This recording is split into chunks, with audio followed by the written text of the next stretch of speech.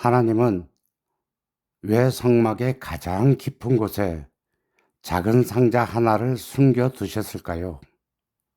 그리고 왜 그 위에 피를 뿌리게 하셨을까요? 이스라엘은 그 언약궤를 직접 볼 수 없었습니다. 하지만 그곳 위에 머무는 구름과 불기둥을 통해 하나님이 함께 하신다는 사실을 분명히 알 수 있었습니다. 출애굽기 37장은 하나님과 만나는 자리, 그 거룩한 중심을 만드는 장면입니다. 브살렐은 하나님께서 명하신 그대로 언약궤를 만듭니다. 조각목으로 만들고 안팎을 순금으로 입히고 그 위에 속죄소를 둡니다. 그리고 두 그룹이 날개를 펴서 속죄소를 덮고 있습니다. 속죄소는 시은좌입니다. 성막의 중심이자 하나님의 임재가 머무는 자리입니다. 성막은 단순한 건물이 아닙니다.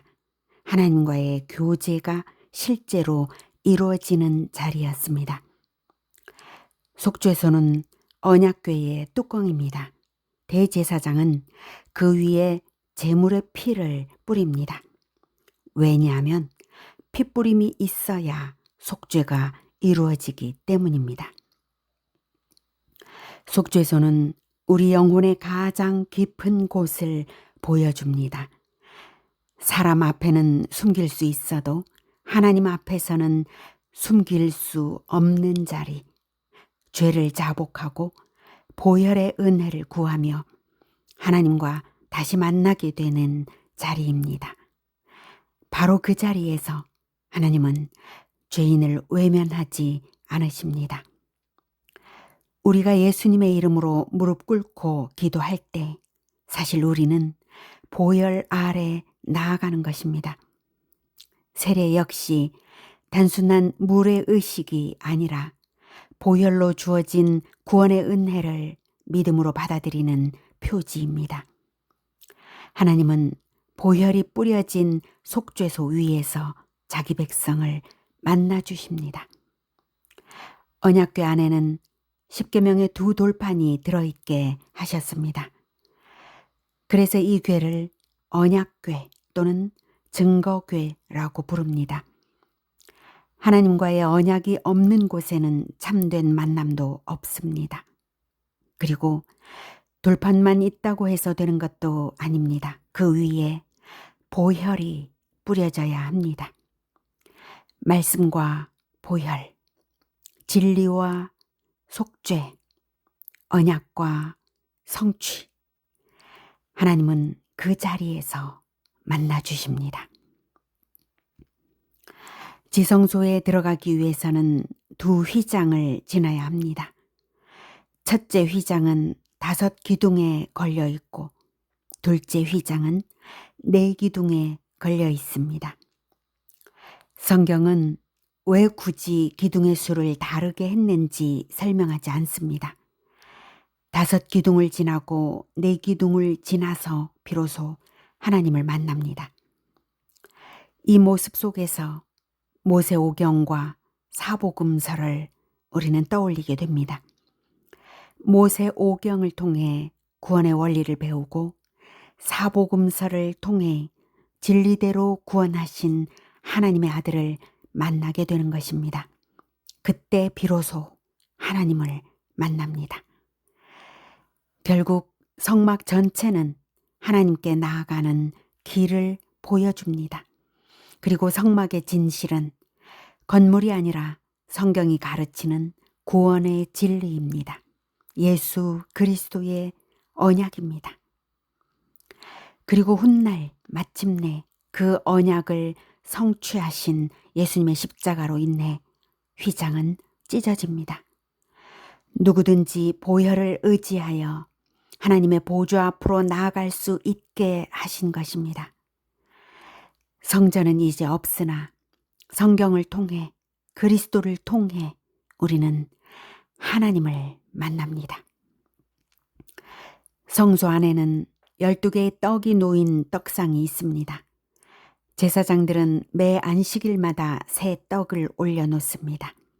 이 떡은 이스라엘 12지파를 살리는 양식입니다.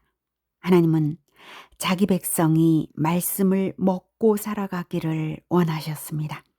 그리고 그 떡은 결국 예수 그리스도를 가리킵니다.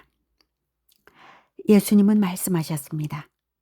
내가 곧 생명의 떡이니라. 예수님 자신이 하늘에서 내려온 생명의 떡이십니다. 교회는 이 생명의 떡을 준비하고 나누는 공동체입니다. 가정도 마찬가지입니다. 날마다 말씀의 떡상을 준비하는 삶이 우리 안에 있어야 합니다. 등잔대는 순금으로 만든 하나의 나무 모양입니다. 그리고 그 나무는 7등잔이 달려 있습니다. 마치 꽃이 핀 생명나무처럼 보입니다. 등잔대는 에덴의 생명나무를 떠올리게 합니다. 그리고 성경은 그 생명나무가 결국 예수 그리스도를 가리킨다고 보여줍니다. 예수님은 세상의 빛이십니다. 그리고 교회는 그 빛을 비추는 공동체입니다. 요한계시록에서 7 금등대는 곧 7 교회라고 말씀하십니다. 하나의 나무에 7 등잔이 연결된 것처럼 모든 교회는 한 분 그리스도 안에서 연결된 몸입니다. 빛은 서로 경쟁하지 않습니다. 한 생명에서 함께 타오릅니다. 그렇게 세상을 밝혀 천국 길을 보여줍니다. 그 빛은 계속 타올라야 합니다. 그래서 제사장은 아침과 저녁마다 등잔의 불을 손질합니다. 복음의 빛이 꺼지면 세상은 천국 길을 찾을 수 없기 때문입니다. 분향단은 지성소 바로 앞에 놓입니다. 비록 휘장으로 가려져 있지만 언약궤와 마주보고 있는 자리입니다. 제사장은 아침과 저녁마다 향을 피워 올립니다. 성경은 이 향이 성도의 기도라고 말씀합니다. 예수님께서도 새벽과 밤마다 기도하셨습니다. 겟세마네 동산에서도 십자가를 앞두고 기도의 향을 올리셨습니다. 하나님은 그 기도를 귀하게 여기셨습니다. 그래서 분향단에는 권세를 상징하는 뿔이 달려 있습니다.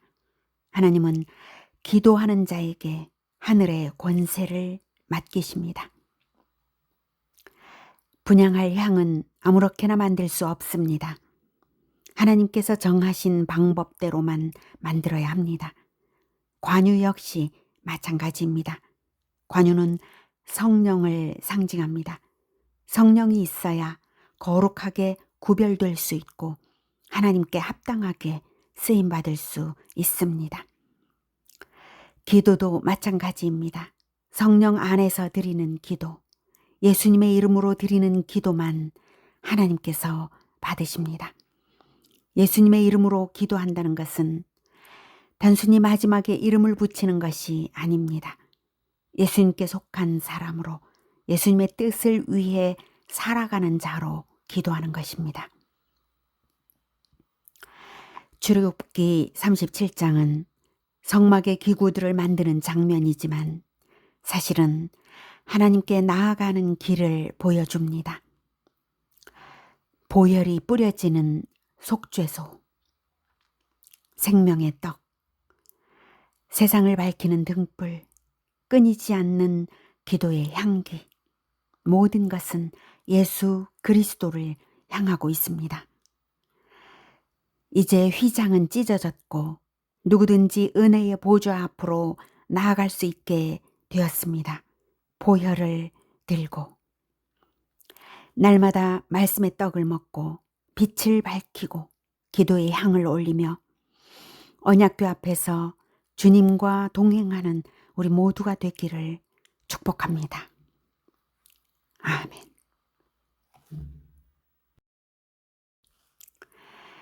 하나님의 말씀을 함께 듣겠습니다. 출애굽기 37장 1에서 29절 말씀.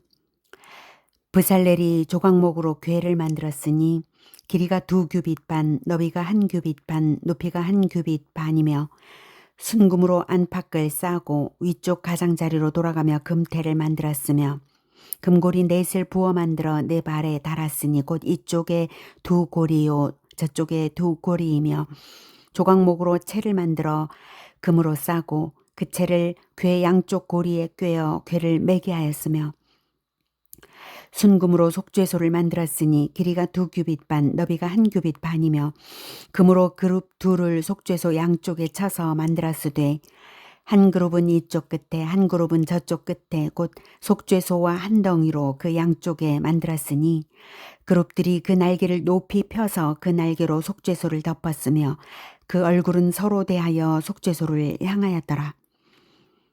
그가 또 조각목으로 상을 만들었으니 길이가 2규빗, 너비가 1규빗, 높이가 1규빗 반이며 순금으로 싸고 위쪽 가장자리로 돌아가며 금태를 둘렀으며 그 주위에 손바닥 넓이만한 턱을 만들고 그 턱 주위에 금으로 태를 만들었고 상을 위하여 금고리 넷을 부어 만들어 네 발 위 네 모퉁이에 달았으니 그 고리가 턱 곁에 있어서 상을 매는 채를 꿰게 하였으며 또 조각목으로 상맬 채를 만들어 금으로 쌌으며 상 위의 기구 곧 대접과 숟가락과 잔과 따르는 병을 순금으로 만들었더라.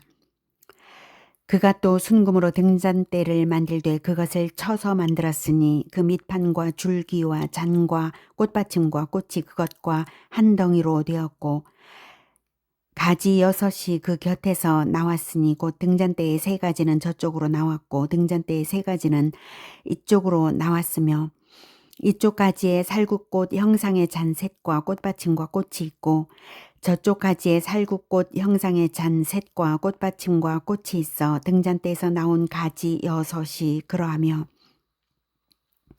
등잔대 줄기에는 살구꽃 형상의 잔넷과 꽃받침과 꽃이 있고 등잔대에서 나온 가지 6을 위하여는 꽃받침이 있게 하였으되 2가지 아래에 한 꽃받침이 있어 줄기와 연결하였고 또 2가지 아래에 한 꽃받침이 있어 줄기와 연결하였고 또 다시 2가지 아래에 한 꽃받침이 있어 줄기와 연결되게 하였으니 이 꽃받침과 가지들을 줄기와 연결하여 전부를 순금으로 쳐서 만들었으며 등잔 7과 그 불집게와 불똥그릇을 순금으로 만들었으니 등잔대와 그 모든 기구는 순금 1달란트로 만들었더라. 그가 또 조각목으로 분향할 제단을 만들었으니 길이는 1규빗이요 너비도 1규빗이라 네모가 반듯하고 높이는 2규빗이며 그 뿔들이 제단과 연결되었으며 제단 상면과 전후 좌우면과 그 뿔을 순금으로 싸고 그 주위에 금태를 둘렀고 그 태 아래 양쪽에 금고리 2를 만들었으되 곧 그 양쪽에 만들어 제단을 매는 채를 꿰게 하였으며 조각목으로 그 채를 만들어 금으로 쌌으며 거룩한 관유와 향품으로 정결한 향을 만들었으되 향을 만드는 법대로 하였더라.